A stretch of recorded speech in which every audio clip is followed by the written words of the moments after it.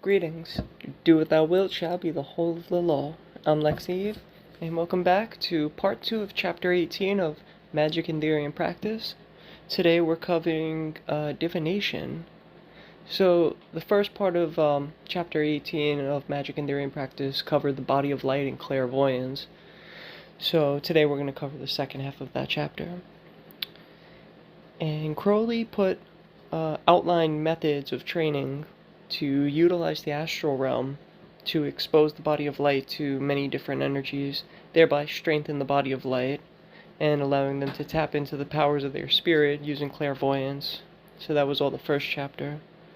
I.e., that means intuiting the future, past, and how to see images on the astral plane that can be interpreted to receive information not accessible to the physical senses, whether that's warnings, premonitions, interpreting things spiritually, about your true will, about other people that you interact with, etc.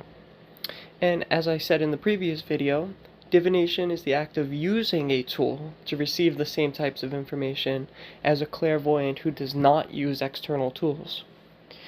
Wikipedia has a comprehensive list of divination methods, as you can see by clicking the link in the description below.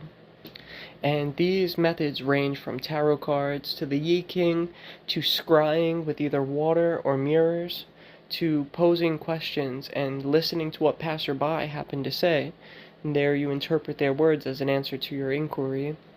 And there's various methods of tyromancy, which is actually kind of one of my funny inside jokes amongst friends. Tyromancy is observing cheese.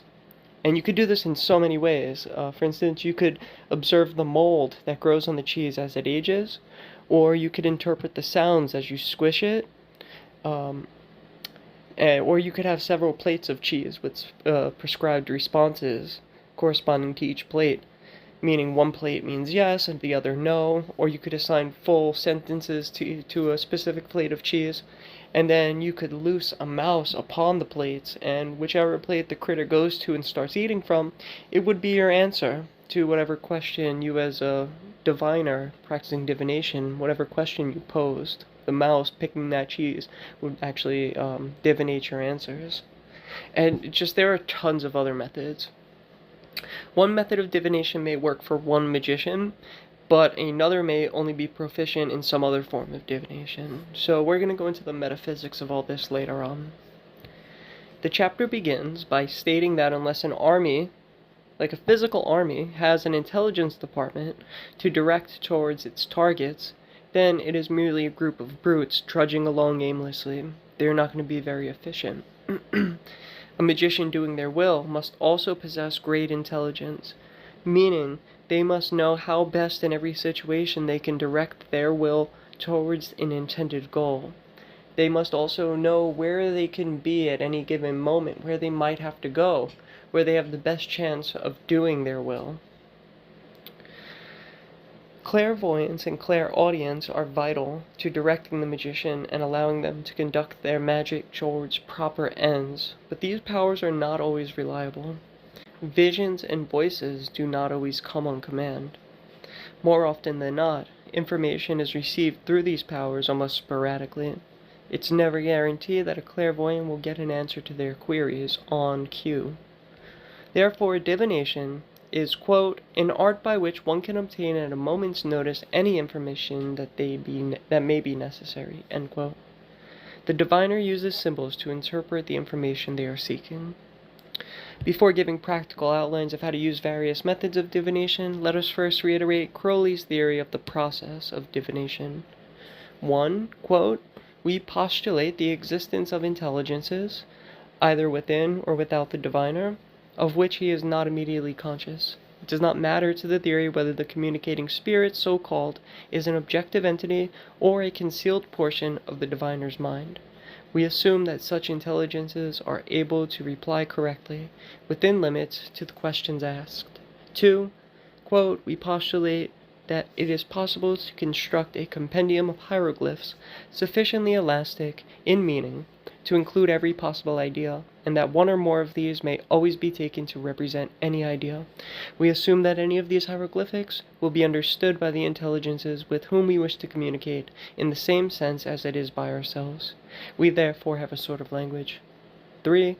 Quote, we postulate that the intelligences whom we wish to counsel are willing or may be compelled to answer us truthfully. End quote. To simplify this group of information, 1. Whether we consider divination as working with spirits, or that the answers we receive are merely coming from one's own mind after altering their state of consciousness and looking upon some type of tool. It doesn't really matter whether it's objective or subjective, so long as the answers come and are correct. Therefore, it is best to assume that intelligences working through the diviner's chosen apparatus are replying to one's questions. Point 2. A symbolic language must be made, large enough to convey any possible message. The intelligences are able to understand the symbolic language. And 3. The intelligences must be either willing to communicate or compelled to communicate truthfully. I heard a long time ago, before I even began studying the Lima, that tarot, for example, is very mercurial. In this chapter, Crowley too says that the tarot especially is mercurial. So, though truthful, the tarot can sometimes be tricky. A footnote about Crowley saying the tarot is mercurial states, quote, this does not mean that they are malignant, these intelligences, that they have a proper pride in their office as oracles of truth, and they refuse to be profaned by the contamination of inferior and impure intelligences. A magician whose research is fully adapted to his neshama will find them lucid and reliable. End quote. Whether all divination is mercurial can be debated, but Crowley does say that, quote, all divination comes under the general type of the element air, end quote, and I tend to agree with the statement. You're using your mind in most cases for divination. You're interpreting symbols, responses, information through the mind, through the ruach, through your ego, to filter out, even if it's a purely spiritual method of divination, you still have to filter that information through the mind, and your questions are posed through thoughtful contemplation, through seeking some type of information. So yeah, for sure, it definitely does divination fall under the element air. But the point is, one doing divination must be careful that they are interpreting their answers correctly, and that they are not interjecting their own bias into the answers, warping what they receive to conform to what they wish to hear, rather than what is actually said, nor that they're making mistakes. It comes back to what I said about clairvoyance and the third eye being related to the intuitive part of the soul. The magician who has gained full use of these faculties will find divination absolutely reliable. Regardless, Crowley warns, quote, it is always essential for the diviner to obtain absolute magical control over the intelligences of the system which he adopts. We must not leave the smallest loophole for being tricked, befogged, or mocked. He must not allow them to casuistry the interpretation of their questions. It is a common knavery, especially in geomancy, to render an answer which is literally true, and yet deceives.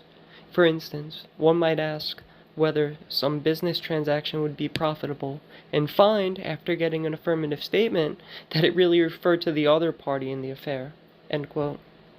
Crowley writes that in ordinary languages, a letter has a sound, but not a definite meaning, save when spoken in a word. But a divination language, quote, each symbol stands for a definite idea. A system of symbols suitable for divination must be a complete representation of the universe, end quote, and therefore it is quite literally a pattern. And if you don't know about patterns, I have a video on my channel about the pattern from part 2 of book 4.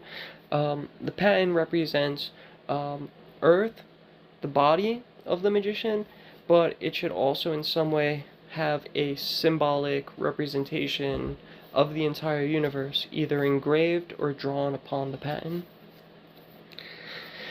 Now, we get to some examples of divination. Keep in mind that this goes for all methods we are about to explore. To begin, it is best to cast a magic circle. Use the star ruby and sapphire, or the LBRP, LBRH, as you would in most ritual ceremonies, etc. Point is, you want to be in a magical circle, protected. You only want a specific force invoked, you don't want anything else coming. To do that, you need a circle so that only what you allow in comes in. Next, you should do a few rounds of breathing exercises to get into a calm state and begin to alter your consciousness. Next, visual practice is often good to employ and to move energy.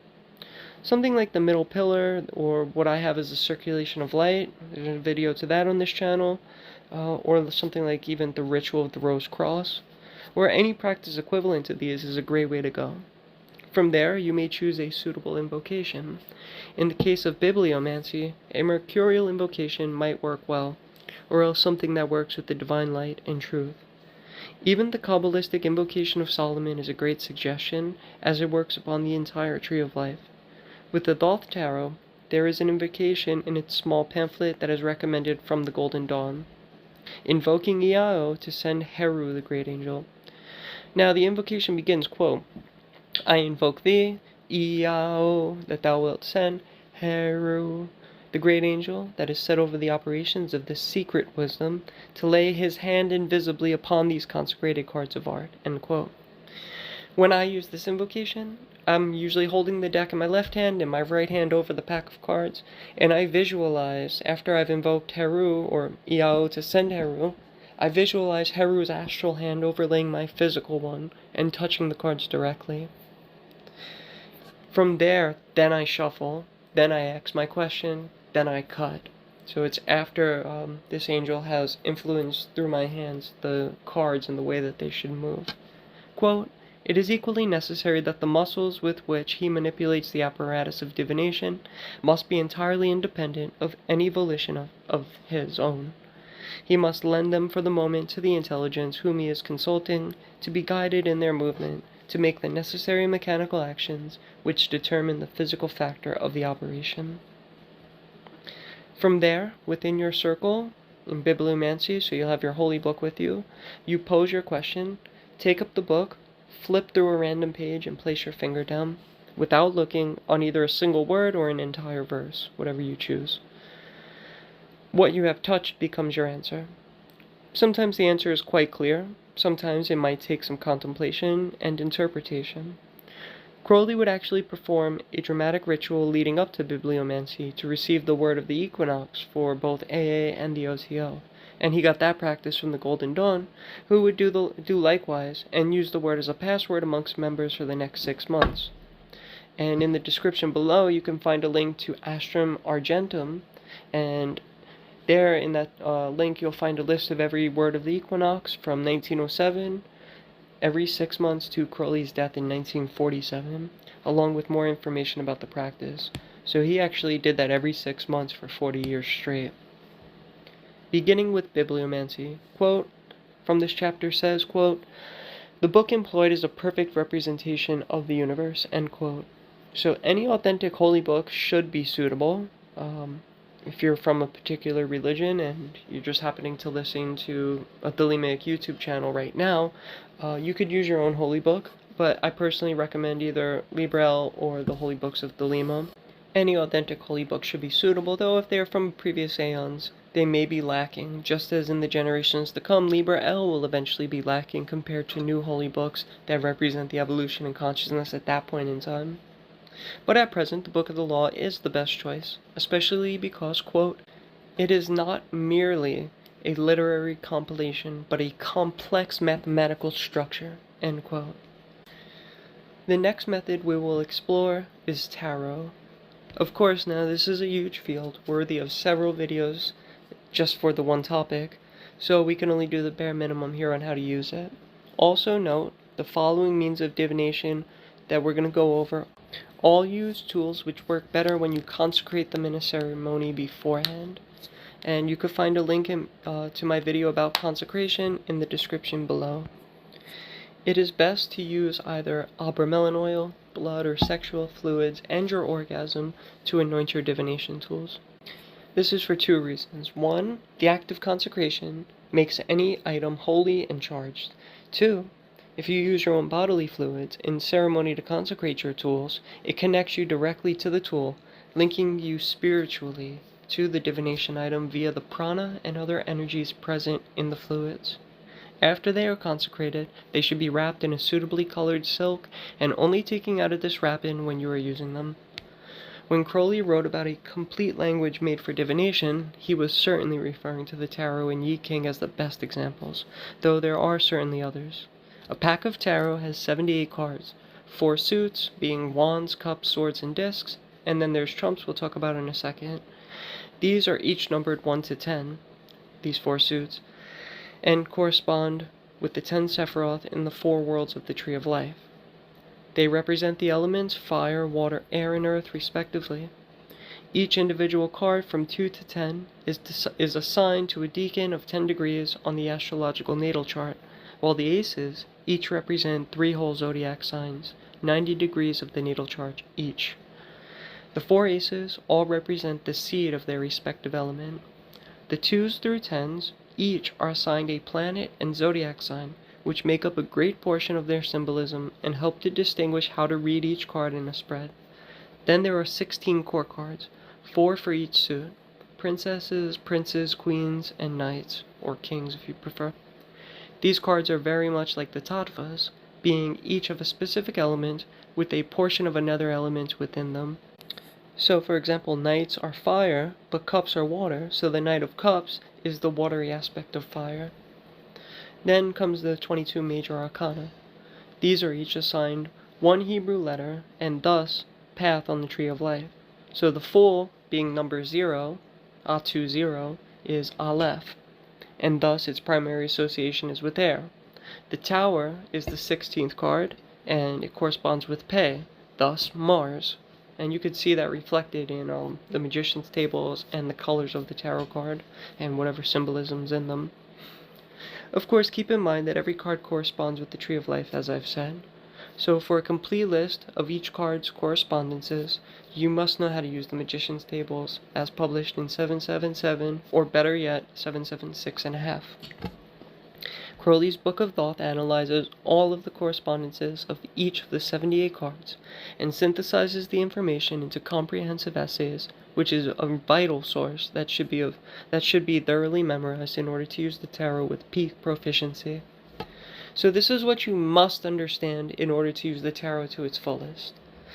The meanings of everything in the basic Hermetic Kabbalah, the Magician's tables, Hermetic philosophy, astrology, the elements, the tattvas, the planets, the zodiac, not to mention knowing all of the mythologies of every pantheon listed in the Magician's tables is of super beneficial. It will help you a lot to know all those mythologies because the gods are very associated as per their respective paths. From here, follow the same ritual method to open up your circle as I talked about before bibliomancy. Be in your circle after your prep work and invocations, and then you should also have picked a spread, how you're going to lay the cards down. There are hundreds, if not thousands, of spreads, ranging from a 1-card draw to 10 card draws to even the entire pack, and based on what order they fall in and what cards are next to them, and you could arrange them in so many different ways. So you'll pose your question and lay out your cards in specific places, and each place has a meaning, such as it could be future, past, present, love, caution, the days of the upcoming week, etc. There's so many different spreads, so many different meanings of what card lands where. Then looking first at each card, derive its meaning in the context of its individual placement. More advanced tarot practitioners will then look at the cards one next to another and draw further meaning based on which cards are next to other cards, and put them in the context of how they affect each other based on where they are and where they are on the spread and what that placement means. That's really the short of it. Perhaps in the future we will go into further depth. Next up is the Yi King. Crowley begins, quote, "The Yi King is served by beings free from these defects as in the tarot. The intense purity of the symbols prevent them from being usurped by intelligences with an axe of their own to grind," end quote. And really, that has been mine and the experience of everyone I've ever talked to who used the Yi King. When used by anyone who knows the business, the answers are extremely direct and usually very, very clear. So what is the Yi King and how does one use it? So the process is this. You're either going to use flat sticks with a dash carved into one side for feminine, and the other is masculine, and it should be unblemished. It should just be a flat side. Or else you might use feng shui coins, where one side is masculine, the other is feminine. I've seen people use any consecrated coin that was personal to them. Crowley actually made experiments where he sat someplace and observed what gender the next 6 people were that entered the building or walked past. If it was a male, he drew a masculine line, a female, a feminine broken line. You can use 1, 3, or 6 sticks coins at a time. After setting your circle, you ask your question and toss the consecrated sticks or flip the coins. If you're only using 1 stick or coin, you cast it, and if it is masculine side up, you draw a straight horizontal line. If it is feminine, you draw a broken horizontal line. If you're using multiple sticks or coins, let's say 3, however many masculine or feminine results you add up. So if you have 2 masculine and 1 feminine, you're going to record that as a masculine line. If you have 2 fem, 1 masc, you record it as a feminine line. Whichever has more. If you're using 6, it could get a little bit more technical. Let's say you cast 4 female and 2 masculine if you're using 6 at a time. So you'll have a feminine line, but you'll write 4 fem and 2 masc next to that. And so it's somewhat feminine and just a bit masculine. So there's, if you cast 6 coins and they're all feminine, you're going to have a feminine line with an extreme feminine polarity. So that's for like very, very advanced Yi King practitioners that get into some very nerdy details about how each line is formed based on how many up and downs they have there. For myself, I usually use just 1 or 3, and more often than not, I just use 1 coin at a time. That's just for me, So you're going to make 6 lines from 6 casts, drawing each line of this hexagram, starting at the bottom, and then the next line's above it, and then above it 6 times. So a hexagram is composed of 2 sets of 3 lines, and these are the trigrams of the hexagram. In total, there are 8 different trigrams and 64 hexagrams in the Yi King. And the Yi King comes from the Taoist system, and is quite comparable to Western Hermeticism when you look at the symbolism and the meanings of them. Thus, the trigrams are similar to the elements, as you'd find in tarot. The 8 of them are heaven, sky, and that's 3 masculine lines, and in Western Hermeticism would be the phallus. The second is lake, 2 masculine and 1 feminine line, it represents water in Hermeticism. Fire, masculine, feminine, masculine, and that represents soul. Thunder, which is masculine, fem, fem, that represents fire. Wind, fem, masc, masc, air. Water, clouds, or the moon, it could be called, feminine, masculine, feminine, and that's Luna in Hermeticism. The hills or mountain, fem, fem, masc, and that represents earth in Hermeticism. And then there's the Kates in Western Hermeticism, and this is earth by the Yi King trigram. It's 3 feminine lines. So there's 8 trigrams. Once you get your hexagram of 2 sets of 3, you begin to interpret it by looking at the interplay of the 2 trigrams. Let's say you drew hexagram 11, thigh or thigh.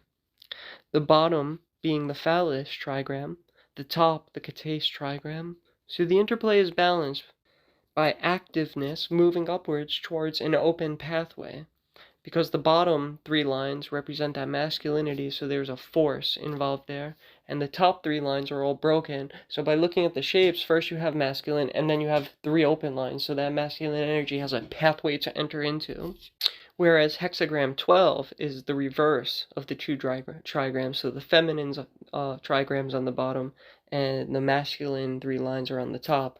So you're starting with passivity, and then you hit a blockade of masculine. There's no opening for passivity to enter into, so it's actually not a great hexagram to throw when you're asking a question.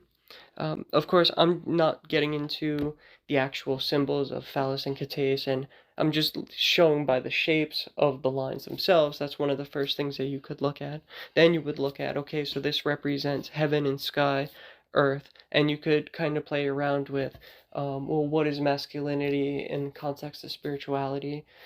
There's a fiery aspect, there's a light aspect, there's a solar aspect, and then the earth trigram. What is the kates? What is the yoni? What is shakti? And you could start to play around with all of these interactions of these two forces in context of whatever question you had asked. So after meditating upon the trigrams, you then look up the hexagram, and the author Legi, or Ledge, was one of the first English translators of the I Ching, and his book was used by Crowley to make his own translation. In such books, you will usually find a hexagram chart to figure out which hexagram you cast. So there will be 8 trigrams on the left and 8 trigrams on the top. You'll look on the left for the lower trigram, and on the top row, you'll look for the upper trigram. And so then there'll be whatever number, like a spreadsheet, an XY chart. And so you just go to that. Let's say you have, feminine kates and phallus. You would actually look for, on the left is the feminine, and on the top is the masculine trigram, the phallus. And so those two, wherever that square is, where these 2 points interact in the chart. So you would go to that hexagram in the book, and from there you will find some poetic verses written about the hexagram. And also there are other books that, besides for the original Taoist poetic verses, there are also many books that have interpretations and a bunch of information about the hexagram and the trigrams that make up the hexagram and how they interplay based on their positioning. So it depends on what book you have. I cannot recommend enough getting your hands on Yi King, A Beastly Book of Changes by Conjoined Creations. I don't believe that they have any more for sale. I heard that their inventory was lost to a fire, which is really sad. They made beautiful work, and the work that they had put in to get those books out is very upsetting that they lost their inventory. But if you could find a copy of that, doesn't matter how much it's going for, you should buy it if you're really into using the Yi King. It has a ton of great information. So once you get past the beginner phase of it's a lot of information to take in at first, but it's actually very simple. So you just go to that page, you read the poetic verses, you meditate upon it and your question, and you could start to, and there are plenty of websites where you could get more information that'll tell you whether it's a yes or no or an in-between or whatever. There's many interpretations online. There are many books on the subject. So that's the basic premise. You cast your hexagram bottom to the top, and then you look it up. You meditate on the 2 trigrams. Meditate upon their hermetic elements, their Taoist elements. You read the passage about the hexagram, and it's going to give you an interpretation of how you should interpret your question and the answer to your question. And like many types of divination, you can pose a question and draw 1 hexagram, or you could draw a series of them. In Yi King, it is traditional to draw either 1 or 6 hexagrams. If you draw 6, you place them in a row left to right, and each placement is called a house. Each house has its own specific meaning, and thus the hexagram is read in context of the house it is in, much like a tarot card is dependent upon its placement and the meaning of the specific place it has been flipped and put down upon. That's the short of it. Also, in the Beastly Book of Changes, there are notes. So let's say we got hexagram 11. It'll have like 2 or 3 pages per hexagram. They actually have house 1, house 2, house 3, house 4, house 5, and house 6, and it gives you a sentence or two of how to interpret the hexagram based on which house it's in. So yeah, it's like super useful information in that book. So another time I'd be glad to go over how to read each line of each hexagram, as well as give the definition of each house, and play around, maybe even do a couple of examples. But for now, this should suffice just to get you past the confusion of what the Yi King is in general. For a ton of great information, again, get that Beastly Book of Changes by Conjoined Creations if you could get one. Yeah. So we're going to do like 3 or 4 more examples, beginning with astrology. So one must again know and understand the energies and hermetic philosophy of the elements, the planets, and the zodiac first and foremost. Armed with this knowledge, when using astrology, you're going to cast a natal chart. And today this is easy, as there are apps that you could literally just punch in the information, the name of the chart, the date, the time, and the location of wherever that chart is being read on Earth. And you know, back in the day, they had to sit there and calculate where the stars were at any given time, and there were mathematical formulas to do this. But it's kind of complex. We're not going to go into that today. But yeah, we're on a note of gratitude. We have technology that just does it in a matter of seconds, and it'll spew out this circle with 12 houses and the zodiac around there and the planets within each house, 12 houses, one for each zodiac sign. So I advocate for sidereal astrology over tropical astrology, as in tropical, the planets are given dates that they change. So like every 21st of the month or 23rd of the month, it changes to the next sign. But if you look in the sky right now, that is not where that planet is. It's not in that constellation. So sidereal astrology actually looks at where the stars are at any given time and looks at what planet's really in that sign, as opposed to saying, oh, it's the 14th of June, so we must be in what, like Cancer or whatever it is. Um, the planets move in an elliptical motion, not in perfect circles. And I think it's like every 26 years or something, the sun's orbit changes by 1 degree. Other planets change at different time periods, but they change nonetheless. Or it might be more than that. It might be 2,600 years. I forget exactly. I know that the sun, every planet changes over time. Um, so now I'm going to use my sidereal chart just to give a few examples here of how you use this, how you divine information out of this chart. And keep in mind, you could cast a chart and ask a question about whether a specific time and date is good to take some action, make a plan, or consider how people are generally going to be behaving based on such heavenly influences. With astrology, you can certainly divine a ton of information. But one of the most useful things you can do is cast a chart about a person by typing in the birth date, time, and place of their birth. And this will show everything from personality traits to career opportunities to even their karma and aspects of their true will.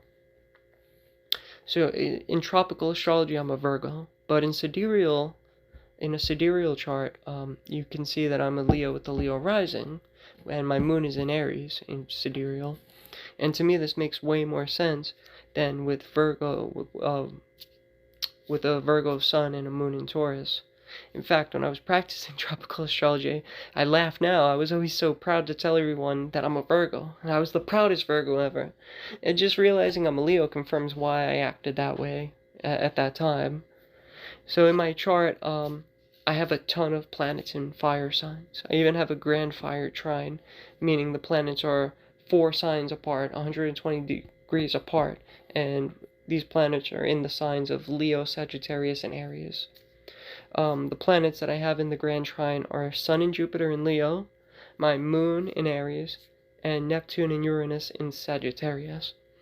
So this fiery energy keeps me able to move fast, making my actions swift and powerful. It could also be catastrophic because I move so fast, so I have to be careful of where I take my steps. If I take just a little bit of time to see where I'm going, I can use that quickness to my advantage. If I'm not paying attention to where I'm going, it's very easy to trip, fall, and hit the ground at a very high speed, so to speak. Not literally, this is allegory for behavior, for, not to be taken literal, it's to be interpreted metaphorically. And so you could Google for longer explanations. I just want to cover, minor examples of how to use a natal chart, because you're going to read every planet in every sign and in every house. One other thing in my chart, I have and this is kind of cool because it's going to talk about karma. I have Chiron and Saturn in opposition, not even taking into account what zodiac or house they're in, but just Chiron and Saturn being in opposition. This means that they are in exact opposite sides of the chart, and finding a career field for myself has been a great karmic hurdle for me to jump for my whole life.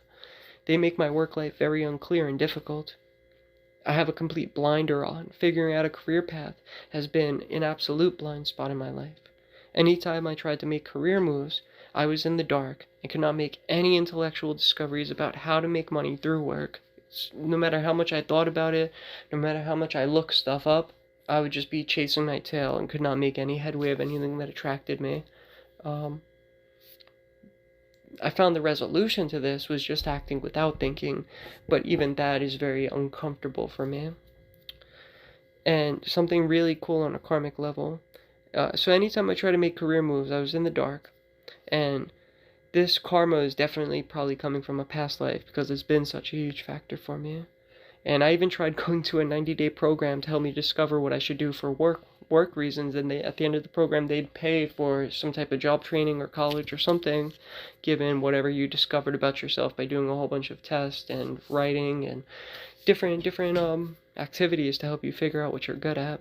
At the end of the program, out of all 30 or 35 of us, I was the only person still 100% clueless about what I should do. Even the counselors who had been helping people for years admitted they were stumped and that they really never saw too many cases like my own. They did say I had great intelligence, and so they pushed me into college with financial aid and a bunch of grants from a few different programs that they were associated with. On a whim, I chose writing because I had been journaling a lot at the time and I enjoy writing. But 2 years into my degree, I was not happy in the field and I dropped out. It wasn't, so this is the cool karmic part. It wasn't until the midst of my Saturn return, which took place during a Saturn retrograde, where I saw a Saturn retrograde during a Saturn return. I went through my Saturn return quite a bit, and then it goes backwards several degrees. And then it hit my Saturn return a second time, so I got dragged through it, dragged backwards, and then dragged through it again. It was like a very uncomfortable 5-year period. And during this period, where I have this Saturn Chiron, has been one of my biggest karmic hurdles. During this Saturn return and retrograde, I made one of the hugest discoveries about my career field. And it was completely by accident. And I had performed a ritual to charge my aura to attract a new job field. That very same afternoon, my next door neighbor asked me, because I wear all black, if we ever worked in film together. I said, no, I've never worked in film, but I am an artist and I am seeking a new field to get work in, to get new experiences and see what's right for me. She happened to be an art director and has worked on many films over the years. She asked me if I would like to be her art production assistant. Especially great in her eyes was the fact I'm an artist and that I have a background in construction.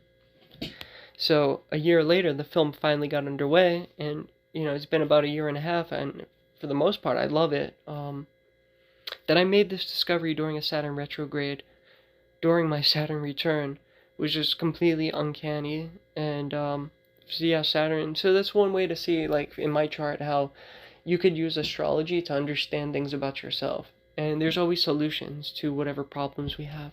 So yeah, I have this blockade intellectually, so sometimes I have to either, in this case I use ritual magic to attract some type of job to me, and in that case it worked out. It could have attracted a job that I was miserable in.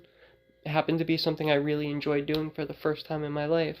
But it shows you how you could use astrology with your own chart, find some of the great stuff, find some of the not so great stuff, and get through those hurdles, see what you're really good at through natural heavenly influences, and see what's going to be troubling you at certain points in your life. So, armed with the knowledge of astrology and natal charts, a magician can learn any infinite number of things and use that information to the benefit of themselves and mankind. Learn astrology. Study your natal chart and use it for self-knowledge. As a practice, cast the charts of famous people and use the knowledge of how they are, how they act, what their personality is, and see what it means when you look at the positions of their planet, zodiac, and houses.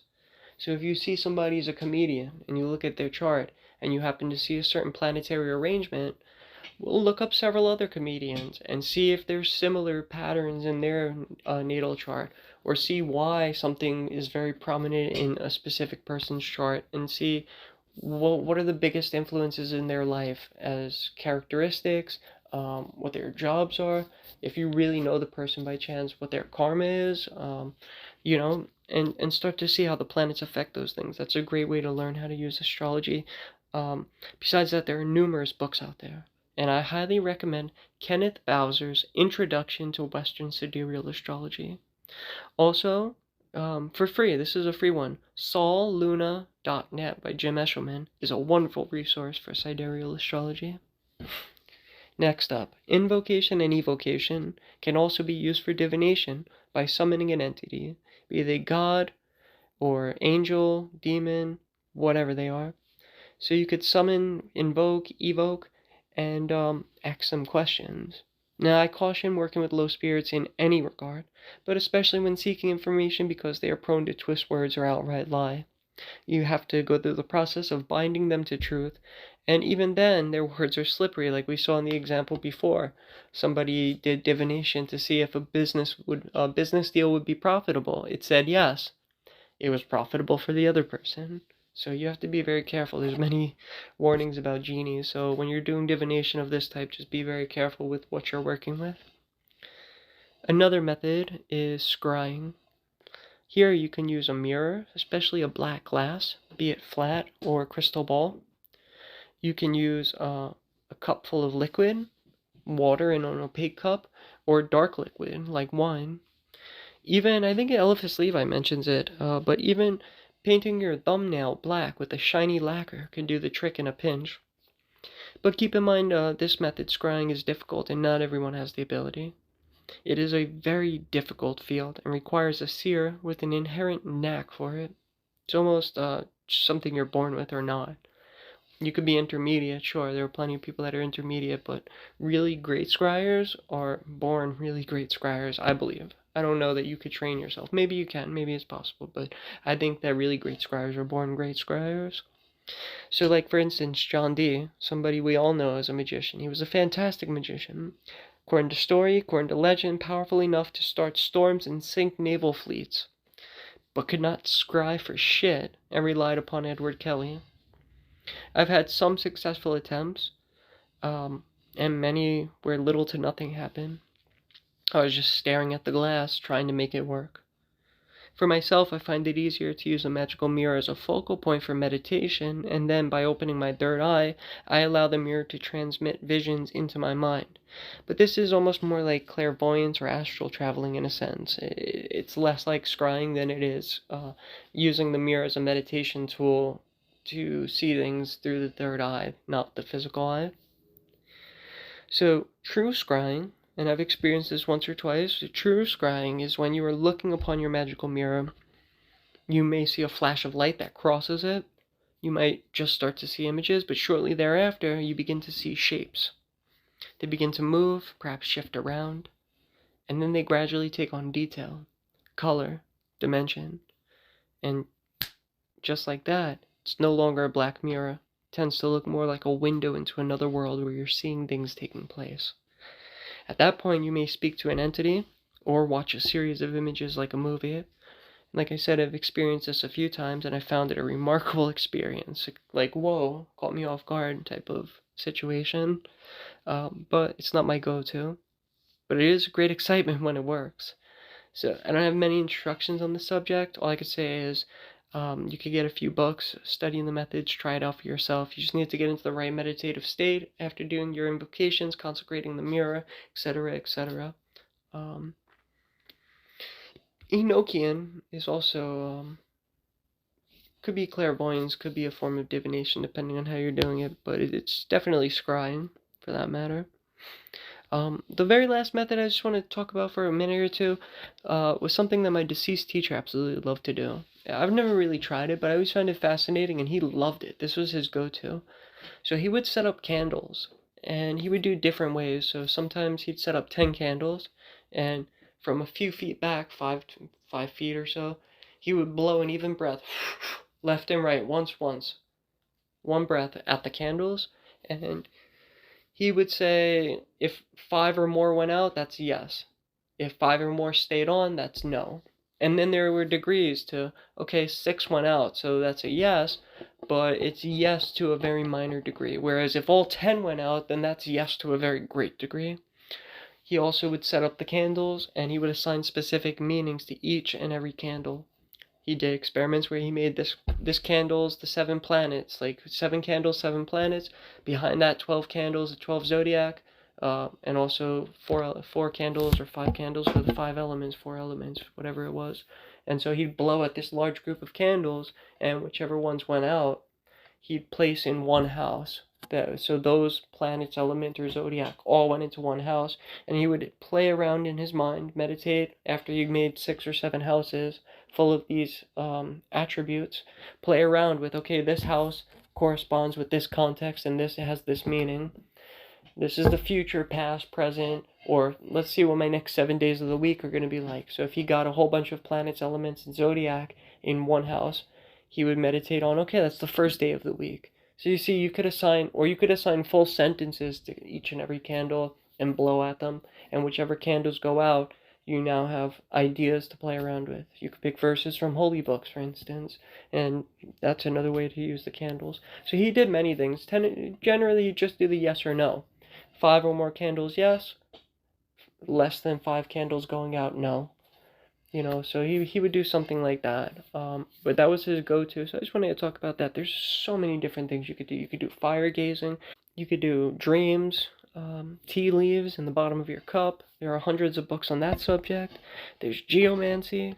And then there's even like axing the oracle in the ancient Greeks, taking a bunch of hallucinogens and going on a journey down this vulva-shaped tunnel where you meet the oracle, who was probably also tripping. You pose a question and they pluck the answer out of the air and give you your divination. Whether they knew the question or not, they might just intuit what the question was and start feeding you answers. Stuff like that. Like, there's tons. Take a look at the link up from Wikipedia, and you'll see, like, there's, for every letter of the alphabet, there are types of divination. Now, with all of those methods out of the way, and that said, just like a vision from astral travel or the knowledge received from clairvoyance, we must always prove that our information is correct. When it comes to divination, Crowley assures us, quote, "There is, on the surface, no difficulty at all in getting replies. In fact, the process is mechanical. Success, therefore, is assured, bar a stroke of apoplexy. But, even suppose we are safe from deceit, how can we know that the question has really been put to another mind, understood rightly, and answered from knowledge? It is obviously possible to check one's operations by clairvoyance, but this is rather like buying a safe to keep a brick in. Experience is the only teacher. One acquires what one may almost call a new sense. One feels in oneself whether one is right or not. The diviner must develop this sense. It resembles the exquisite sensibility of touch, which is found in the great billiard player whose fingers can estimate infinitesimal degrees of force, or the similar phenomenon in the professional taster of tea or wine, who could distinguish fantastically subtle differences of flavor." End quote. So in short, experience will tell us. And this is why keeping a magical record is so damn important. When you get responses through divination, you must record the operation as a whole, and especially your questions and the answers received. And you need to pay attention to how you're feeling. When you build that intuition, you're going to know that your magic's working once you've proved and validated it time after time. And then comes the waiting while you observe. You ask a question. If the answer is yes, then what you asked about should come to pass. So make sure you pay attention and look to validate each and every time whether the responses were correct. If you get the evidence that is validated but once, that might be coincidence. But after hundreds of experiments, if they are always validated each and every time, you will statistically rule out that it is a coincidence. If your responses are more often wrong than true, then you have a problem. Either an irksome spirit is messing in your business and needs a good banishing, or else something internally is blocking you from accessing the ability to use divination. It is on a case-by-case basis that the problem must be sought out and uprooted. So lastly, this is the last topic. Quote, "There is a peculiar frame of mind necessary to successful divination. The conditions of the problem are difficult." End quote. But what is the proper state of mind that one needs when performing divination? So we often hear of an altered state of consciousness one has while doing magic. It could be described as energetic, fully detached, concentrated, yet aloof. It's kind of like doing an invocation. When done right, it feels as though your sense of being takes a back seat in your mind, observing as some other force takes the reins of your body and operates through it. The frame of mind for divination is similar. You are there, and yet may not be fully in control. You're in the back seat of your mind, and a force is working through and trying to communicate to you. After consecrating my tarot cards with a specific method my teacher gave me, where we use sexual fluids and melon oil mixed to consecrate each card, and then the remainder of that sacred liquid was placed on the heart chakra. Though I know the meaning of each card in great detail, even back then, I would look upon the cards of my spread, and information would spring into my mind intuitively. Without even thinking of the definitions of the cards, I would receive information in essay form, outlining what the cards were trying to tell me. On occasion, I would even hear a voice talking to me, just audible, a few words here and there, between a stream of thoughts from the same intelligence, helping me interpret my reading. I would always check the message of the spread, the meaning of the spread afterwards with several books, and the information quote unquote received was always more than satisfactory as an interpretation of the meanings. The point is, having a connection to your divination tool and getting into the right mind frame with meditation and ritual is of utmost importance. Quote, it will be obvious that this is somewhat awkward for the diviner, who is also a magician, for as a magician, he must be constantly at work to keep all his forces under his control and to prevent the slightest interference with them by any alien will. End quote. Yet here you are exerting your will to allow your body and mind to be subject to the intelligences that govern the divination. Again, this is no different than invocation, and there are many benefits besides getting the information you desire. Exposure to such forces affects your body of light, reinforcing it in unique ways through the experience. Quote, with regard to the mind again, it would seem that concentration on the question makes more difficult the necessary detachment from it. Once again, the diviner stands in need of a considerable degree of attainment in the practices of meditation. He must have succeeded in destroying the tendency of the ego to interfere with the object of thought. End quote. Here, Crowley is saying that one should in fact be thinking of the question at hand, but also detached from it, i.e., delivered from the lust of result. The ego may pop up and attempt to communicate biased thoughts to the diviner. This ego should be noticed when it interjects and put into its proper place. Quote, one can hardly expect the diviner to make samadhi with a question, or samadhi. That would be going too far, but he should approximate to this extreme sufficiently to allow the question entire freedom to make for itself its own proper links with the intelligence directing the answer, preserving its position on its own plane, and evoking the necessary counterpoise to its own deviation from the norm of nothingness. End quote. So you don't want to go too far. You need to be detached. You don't want to have samadhi with a question, but you want to be focused upon it, and you want the intelligence to answer it. So, and that does it for this video. I really hope this information helps you in your process. Love is the law. Love and be well.